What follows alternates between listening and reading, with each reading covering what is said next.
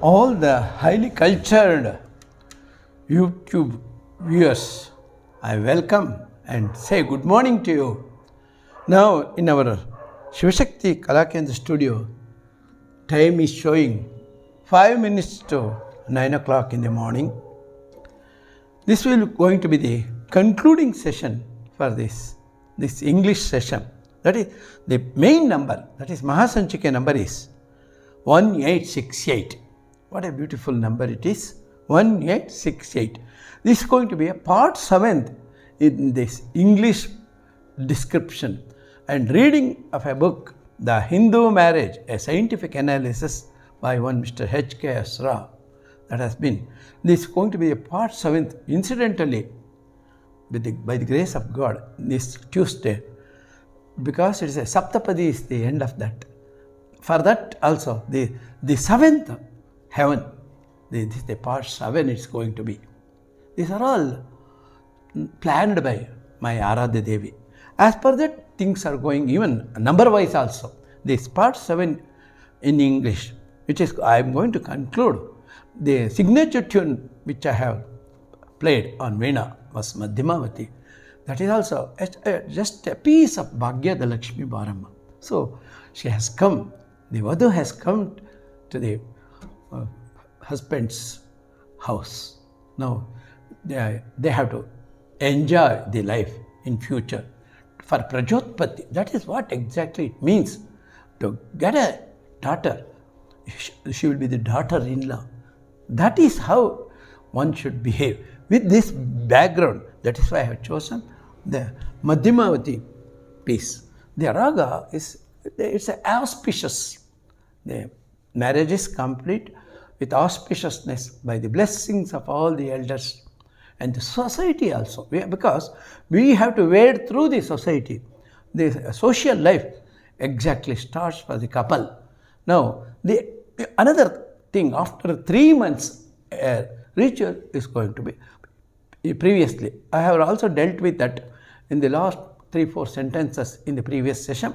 Now, what Mr. Rao concludes, H K S Rao, the Hindu Marriage Act, a scientific analysis, that I am going to read as it is.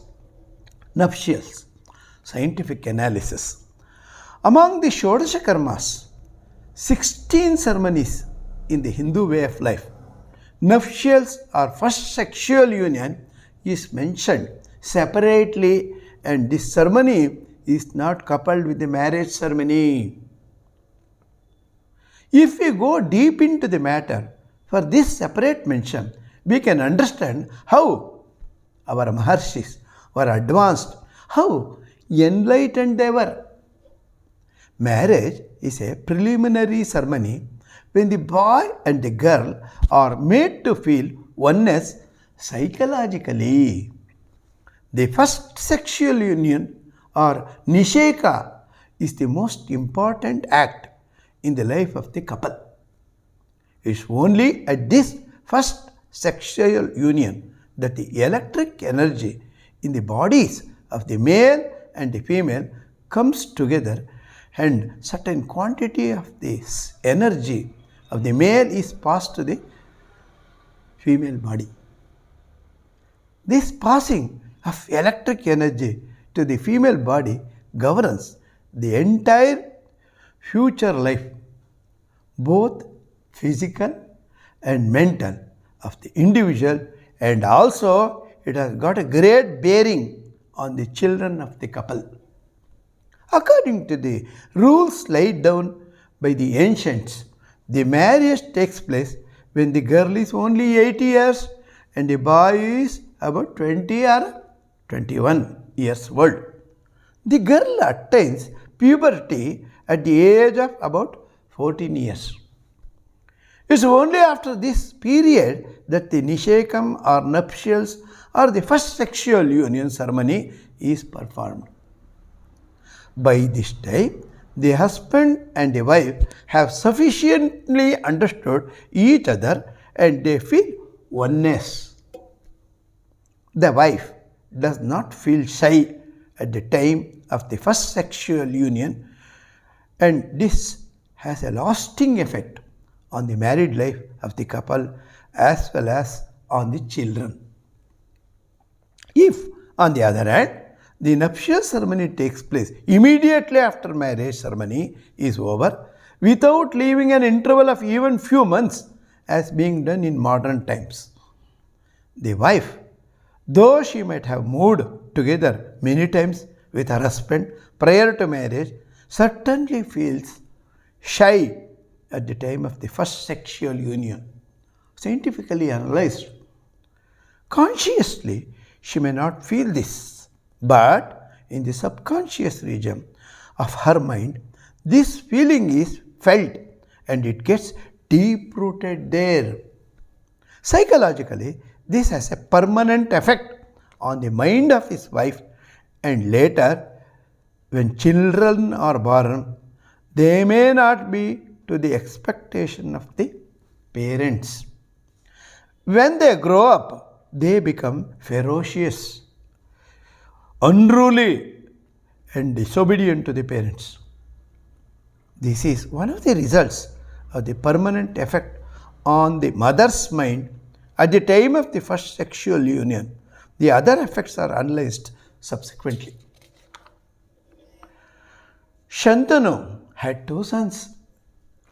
One story has been quoted here.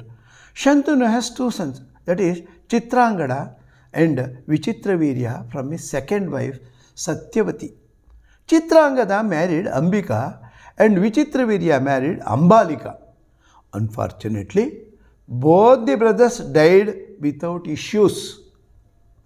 The mother, Satyavati, was too much perturbed as the family would end with her.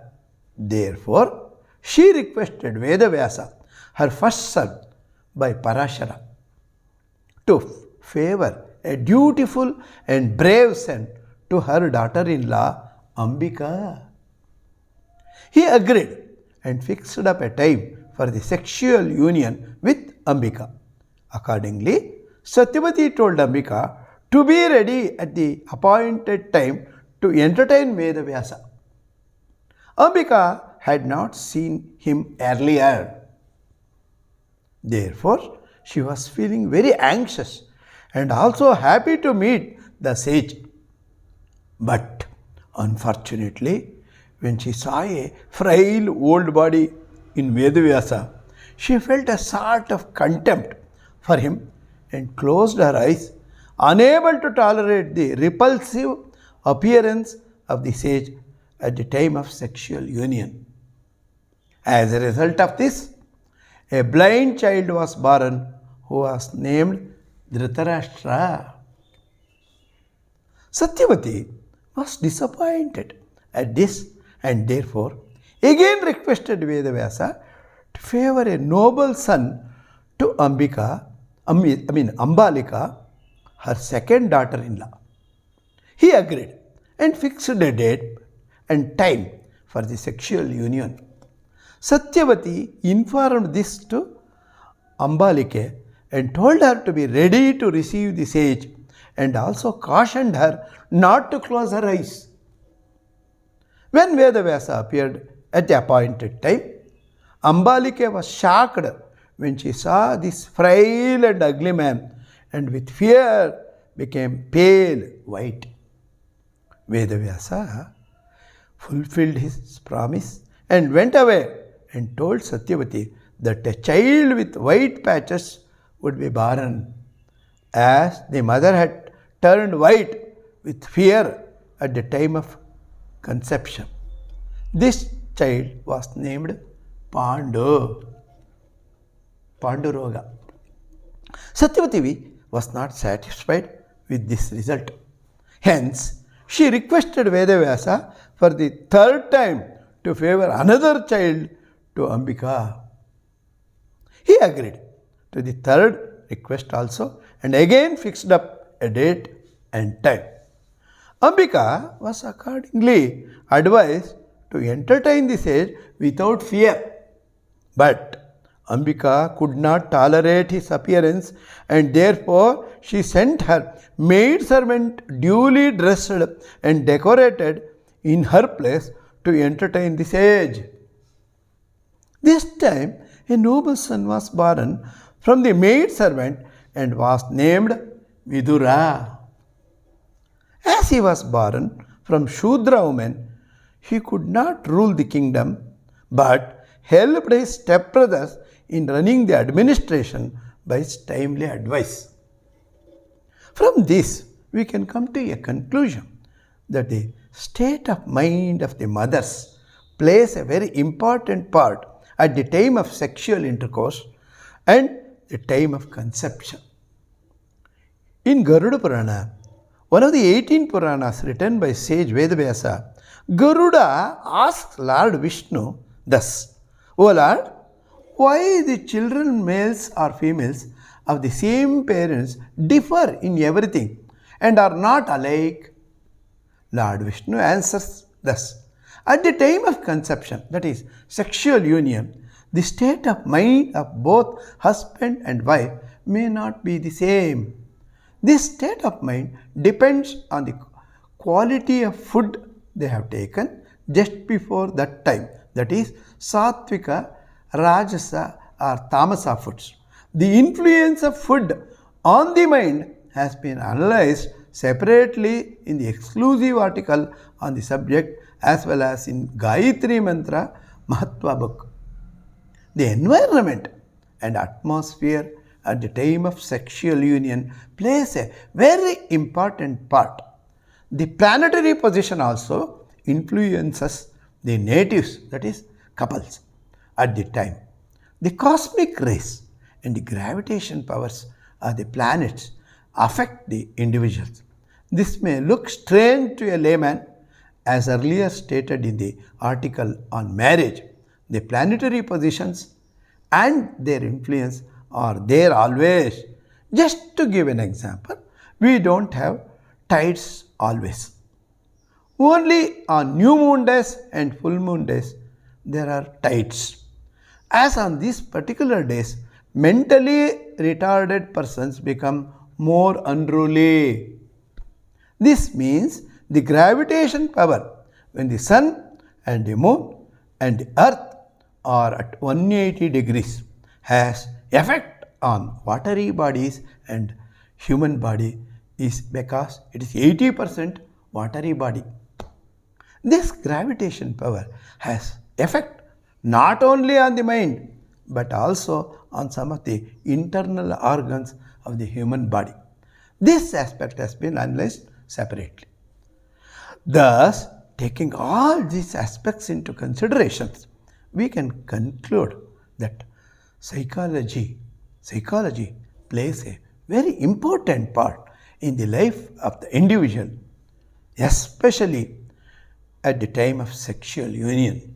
Just to regulate the state of mind, our Maharshis have laid down certain norms and rituals for this ceremony of Nisheka or first sexual union. Mention may be made here that nuptial ceremony is arranged only during certain months of the year, that is, particular season, and that too when certain constellations rule the day. Modern science has come to our aid to prove why only select months in the year have been ordained by the Maharshis. Please see the opinion of the experts. This is seasoned, that is schizophrenia.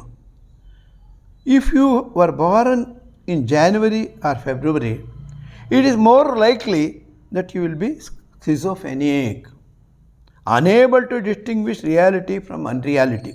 But if born in July or August, you are at least predisposed of schizophrenia, according to survey made in the United States.